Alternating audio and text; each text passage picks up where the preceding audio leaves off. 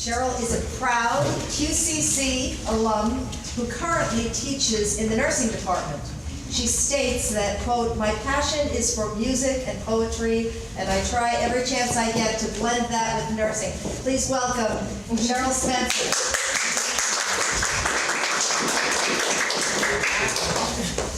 Okay. Hi, everybody. Thank you so much. I'm going to read two things. And I just want to say, yes, I chose to do nursing as a safe career a long time ago. I got chicken to pursue my passion. And I didn't regret the decision. I've been a nurse now for about 19 years. And what I'm trying to do now is, even in my lectures, believe it or not, I bring music, I sing songs and talk poetry, even about the humdrums of nursing. The first, I'll skip if that's okay. I'm going to read one poem, and the second one is a short story. Now this poem, I actually wrote this poem early this year after two of my colleagues lost their mother in about a month's time apart. And I found myself sitting in my car and thinking, well, you know, everybody says after somebody dies, I wish I could have said something to them. And I felt the need to take a trip to Brooklyn to go see my mother. And my mother's alive, she's young, she's 63. Little Jamaican lady, doesn't talk too much. But it's just really interesting. I went to see her that day, and for some reason she was just in the mood to talk. I didn't tell her exactly what I wanted to say, but I had a wonderful day with my mother, and I left, and I sat in my car, and I decided to write this poem. So I dedicate this poem really to my two colleagues who lost their mom. And just my message to you, go home and tell the people in your lives what you really want them to say. To know, rather. So the title of the poem is, I Wonder If She Knew. I wonder if my mother knew just how she's changed my world. And even those times when we were apart, I was still her little girl. I've cursed my thighs, and oh, those lines that often reminds me of her. And through my tears of visions of my fondest childhood memories. Now I am a child no more, you see. I am a woman fully grown. And though at times it's hard to believe, I have children of my very own. I wonder if they will ever know the things that shape their world, like a mother's touch, a gentle hand, and love that soothed the soul. So as I think of all the things, those things I should have said, I will keep her loving memory in my heart and in my head. My heart will always remind me of the love she gave so much, and my head will give the meaning of everyone she touched. I wonder if she knew those things. That surely would be fine. It would make me feel much better and satisfy my mind.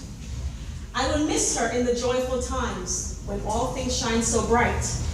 And when the world gets dark and lonely, she will be my guiding light. Yes, my mother must have known the things that I know now, that life is a precious gift to be shared right here, right now.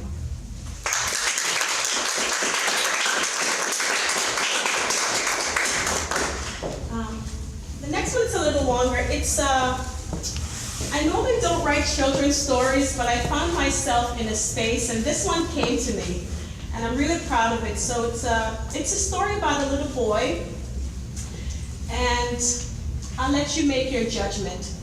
The title, it's B-Ball and the New Baby. And I'd like to dedicate this book to two men who are very constant in my life, my son Kevin and my brother. B-Ball loves the summer. He gets to go to the beach and do lots of fun things with his dad. B-Ball loves anything that starts with the letter B. Bikes, books, bears, and banana bread. But most of all, he loves to play basketball. Everyone knows that he loves basketball so much that his dad gave him the nickname B-Ball. That is another way to say basketball, his dad told him. B-Ball loves his name. The only person that ever calls him his real name is his mom, and sometimes she calls him sweetheart. It was after dinner on Friday, and B-Ball was getting ready for bed. He wanted to sleep but had to brush his teeth first. Up and down, his mom told him. He had played basketball with his dad all day and was very tired. B-Ball, where are you? Yelled his dad. I'm in the bathroom, Daddy. Come downstairs, son. We need to have a family meeting. Suddenly, B-Ball was not tired anymore. He was excited. very excited. Family meetings were the best times at his house. The only thing better was Christmas and when Grandma Rose came over. If only Grandma Rose's name started with the letter B, then she would be perfect, he thought. Oh, but what could this family meeting be about, thought B-Ball? A trip? Or maybe Dad would let him get a dog. B-Ball wanted a dog really bad. He was very excited and brushed his teeth very hard. He rinsed and ran down the stairs. We have something to tell you, his dad said. You're going to be a big brother. B-Ball looked at his dad and then at his mom. Then his dad said it again. You're going to be a big brother, son. Mom is going to have a baby. B-Ball heard, but his head was spinning and spinning. He was thinking and thinking. Baby, big brother, a baby starts with B. B-Ball hoped it would be a boy, a baby brother. B-Ball said he was so happy. We don't know that yet, son. We're not sure if it's going to be a boy. But B-Ball didn't hear him. He was thinking too hard. Summer ended and B-Ball was excited because he was going to first grade. All day school, Mom said, no more naps. This is the big time, said Dad. B-Ball was ready. B-Ball knew he liked first grade when he met Miss James. She had hair just like Grandma Rose and smiled all the time. She told everyone in her class that they would have to do a lot of reading. You would have to go to the library and bring a book for story time, she said. The first book Miss James read at story time was Bob the Bashful Cat. B-Ball did not like cats very much, but he liked Miss James, and Bob did start with big. It started getting very cold outside, and B-Ball did not get to do all the things he liked to do. He also had to wake up early for school. The only good thing about the cold was that soon it would be Christmas. Christmas was just like family meetings. Good things always happened, and B-Ball could not wait.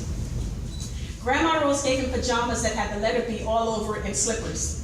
He loved his pajamas, but he did not like the slippers she gave him. Thank you, Grandma Rose, he said.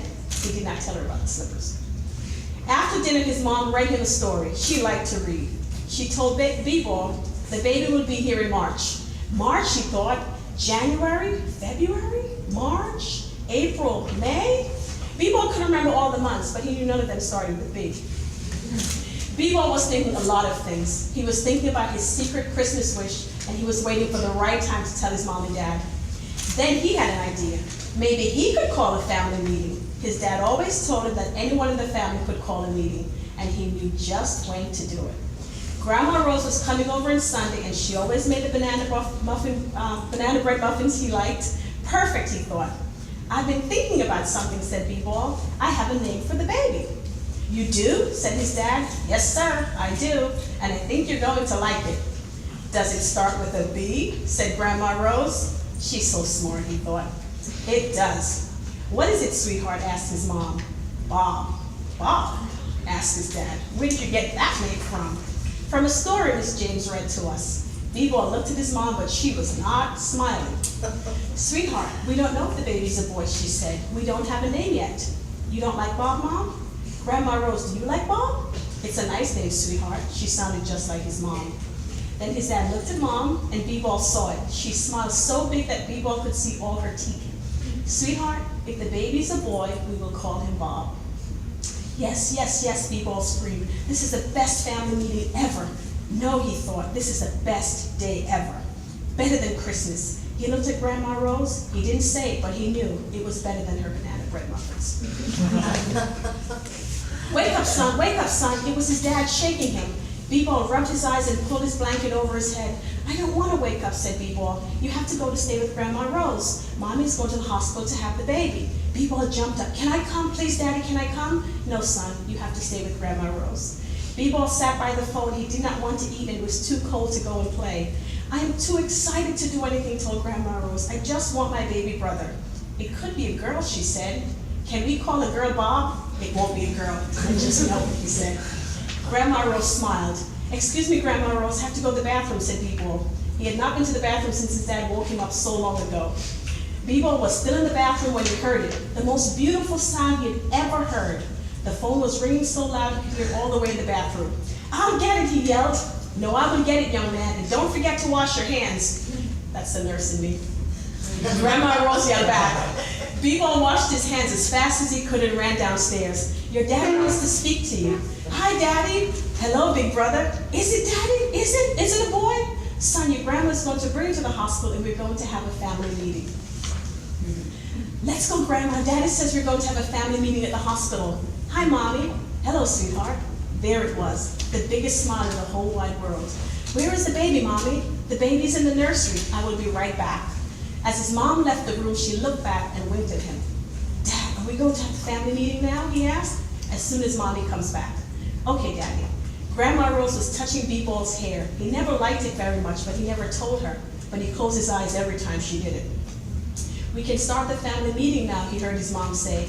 B-Ball opened his eyes and looked up. It was his mom, and she was holding something.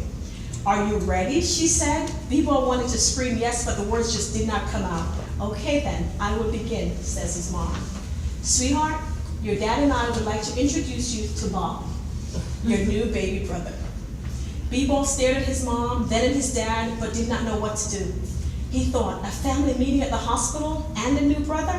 Son, did you hear? You were right. It is a boy. B-Ball heard, but he was thinking very hard. He could not wait to teach his brother about bikes and bees, and of course basketball. B-Ball just could not believe it. His mom looked at his dad and smiled. Grandma Rose grabbed him and rubbed his head real hard. This time, he kept his eyes wide open and looked at his brand new baby brother, Bob.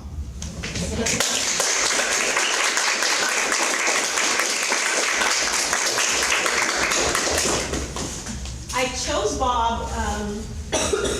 I was born in Jamaica. I left Jamaica as a little girl.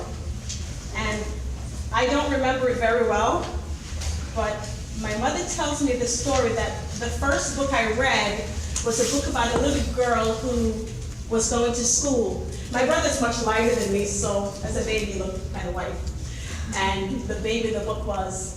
And the little girl was going to school, and baby Bob wanted to go to school too. So at 4 years old, I named my brother Bob. My brother is 37 years old, and his real name is Lincoln, but people think his name is Robert.